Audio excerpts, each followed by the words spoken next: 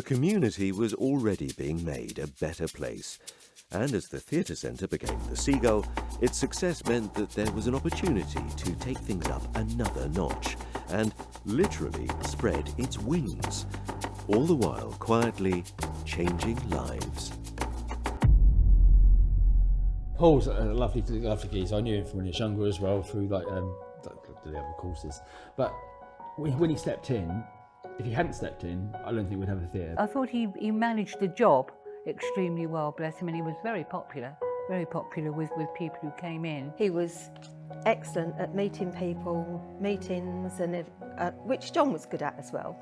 But he just carried that on. It was a good intermediary. Paul just main focus was to continue the good work that John had established and trying to push it forward. I think John started the passion and the heart and the soul of what the Seagull is and what it means to everybody, and he fired up a whole community with this campaign to save it and let's just make it stay here, let's build something great. Paul came in and brought some structure, but also a lot of love, because Paul himself was in this building as a young teenager. He was here performing. So I walk into this place a lot, and every time I do, there's a lot of memories of people, and each memory has specific people attached to it.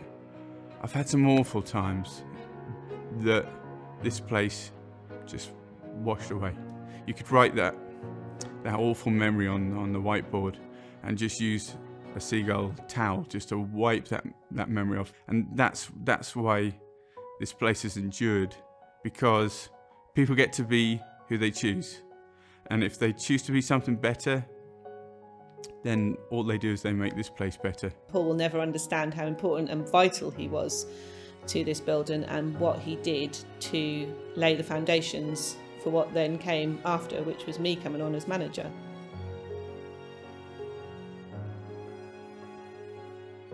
It was sort of weird because in my life, Mum had never worked full time. She'd always been the stay-at-home parent. The reason we are where we are now is because Paul saw something in me that I had never seen in myself. I was Karen, a stay-at-home mum of 4 children, very happy, very, very happy. I loved what I did. And the reality was I was probably about to become a foster mum. Paul called me in for a meeting one day and just said that he was going to be leaving in January of 2015. He couldn't give any more time to the building. He'd spoken to the directors and they wondered if I would go and meet with a view to me coming on board as the manager. And I can remember bursting into tears and running out of the room because I was like, why does he think I can do this? I'm just a volunteer. When Paul said he was come to an end, and we again, gosh, what happens now? Where on earth do we find anyone? And I think Paul had been, cultivating is not the right word, but actually enabling Karen, who had always been a volunteer, and had been sort of almost assuming a deputy manager or just a very helpful assistant role. Very able. None of us knew exactly how able Karen has turned out to be. She's a phenomenon. But Paul said, I think Karen could do this. And wow, okay, yeah. And I did take the job. One thing that's developed positively over the last 10 years is that more and more the theatre exists without the manager here. So that one of Karen's gifts is that she enables other people to do the stuff. She doesn't have to be here. It carries on being the Seagull without her. I might have taken on the role of manager of a theatre, but what I actually took on was a whole community of people, and in some cases extremely vulnerable people, because that's the nature of this building. People who are a little bit lost in life, people who might have had problems fitting in anywhere in life, people who just might have struggled at times of their life, find their way into this building. And that's what we do. We do that really, really well. And so yes, I very quickly realised that I am fostering many, many people. Financially, there were issues for the building at the time. At that point, the Seagull wasn't really receiving any funding. There'd been a grant to help with some of the windows, but the rest of the building was still boarded up. And that was it. There was nobody writing bids. It was a struggle in many ways, sort of inheriting a building that I think at the time probably didn't even have enough for 3 months worth of bills.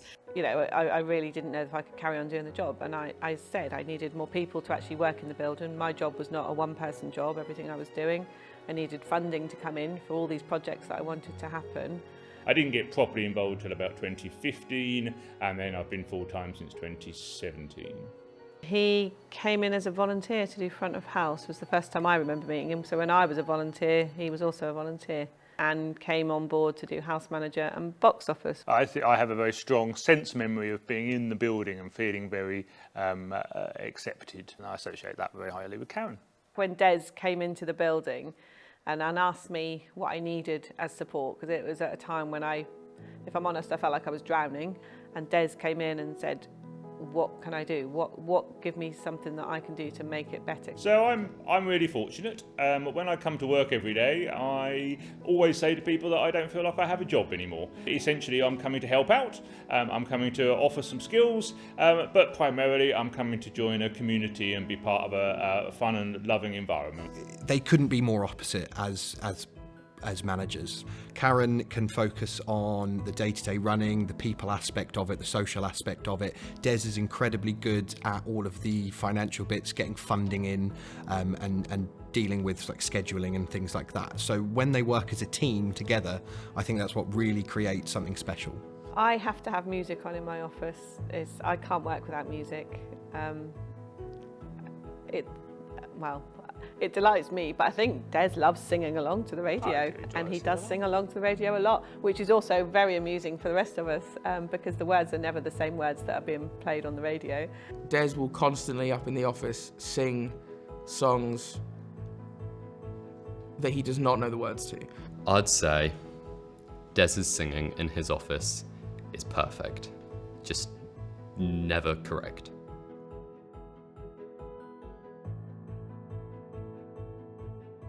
Everyone just sees this as their home, and that is all been made so apparent since COVID. What we did do was we set up circles of friendship where we took people's numbers and we made sure everyone had a phone call every day. There was quite a lot of families for whom they were very vulnerable, and we did their shopping, didn't we? We did shopping for them, because we wanted to make sure they still had contact with the Seagull in some way, however that was. Yeah, I can't remember exactly when in COVID it was, but then there was the light in the theatre red thing, so we got involved in that. We got as many of our lights as we could. We got some lights from Andy Ling. He supplied us with some lights as well, and we just put as many outside the building as we could and made it all red, and almost every surface of the wall at the front of the building was red.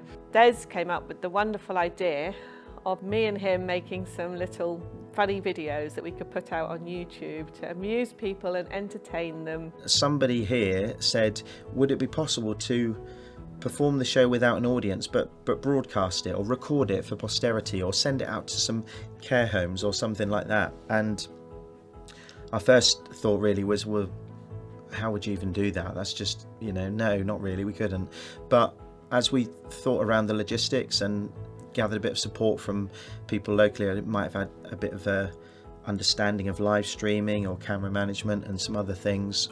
We did exactly that. We performed it live to a camera that then went out to YouTube, where people in local care homes were able to watch and importantly join, sing along too.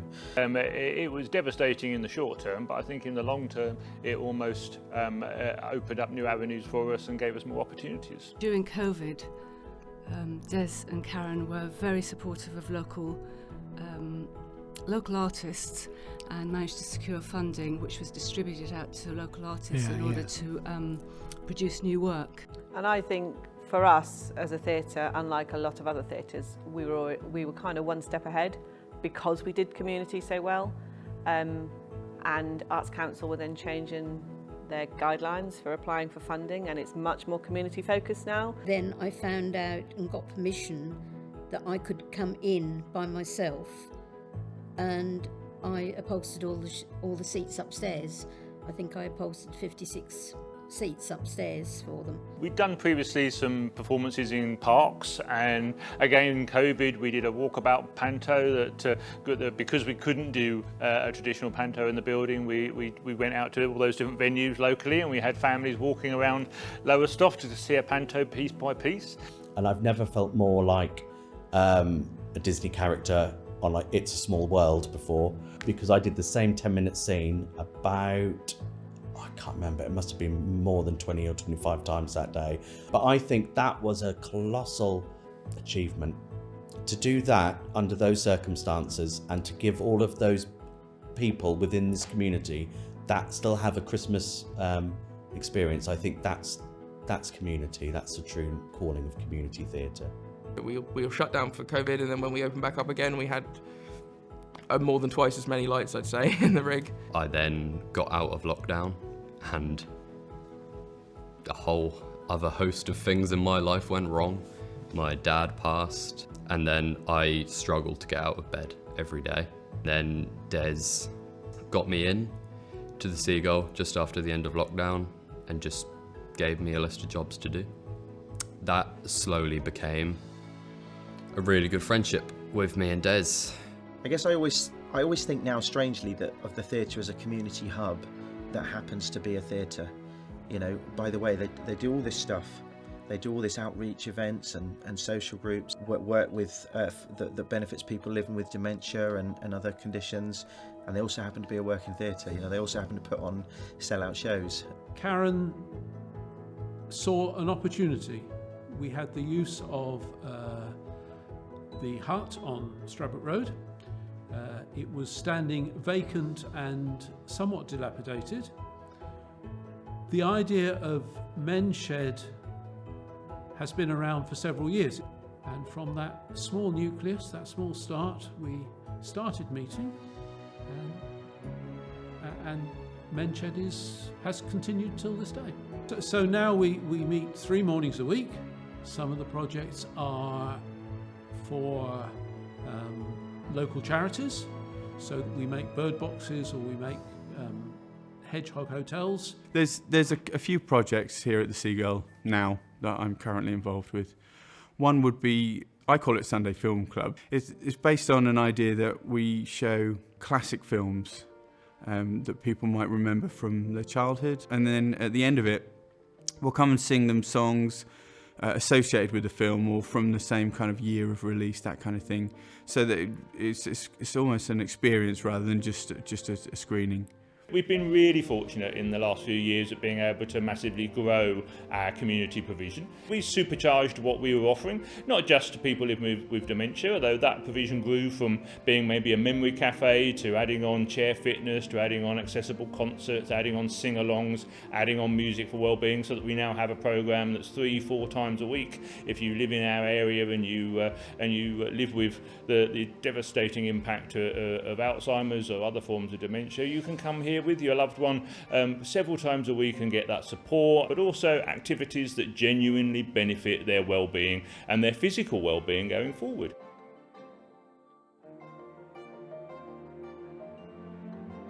My name's Helen Hayes and I'm the Music for Wellbeing practitioner here at the Seagull Theatre. Well, what we try to do is to create an open and accessible space where people can come and just enjoy themselves, express themselves. There is an open door, there's a welcome for everybody. We try and break down some of the barriers. Des, who works here as well, and I both do a lot of work with neurodivergent people, so we've done quite a lot of work around trying to make our social demeanour very kind of like non-confrontational and open and all those sorts of things. So there are lots of subtle things going on, but hopefully when people come into the space they just see a smile and a welcome and feel comfortable to come in and join in. Yeah, it's one of our most joyous occasions, is having groups of people in the building really enjoying themselves, and it brings a lot of joy for everybody, not just for me, but for them and for the volunteers that join in and make it happen. So we're really lucky to have those groups. I saw on the Seagull website that it was advertised, and I thought it was just bringing an instrument. I didn't realise that it was to do with dementia or Parkinson's or any loneliness or anything like that. And I came because I thought I just wanted to play the guitar. As the music starts, we're watching old faces grow young as the music progresses. It's a line from a John Ward song. Music is beneficial because it taps into things that other experiences don't. When you passed your driving test and you were driving along, you'll never forget the song that was playing on the radio.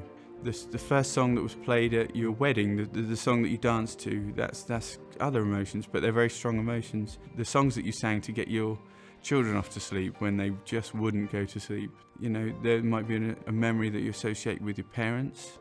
My dad was diagnosed with Alzheimer's and dementia, so that became a part of my life, and I was very aware of the impact that music can have on people with dementia particularly. And I just started a journey of training, learning, and then I met Des and Karen back in 2019 when I was looking for opportunities. I'd sort of got myself ready and said, right, can I come and work with you at the Seagull? And they of course opened the door. I find coming to the group is really uplifting for her mood, I would say.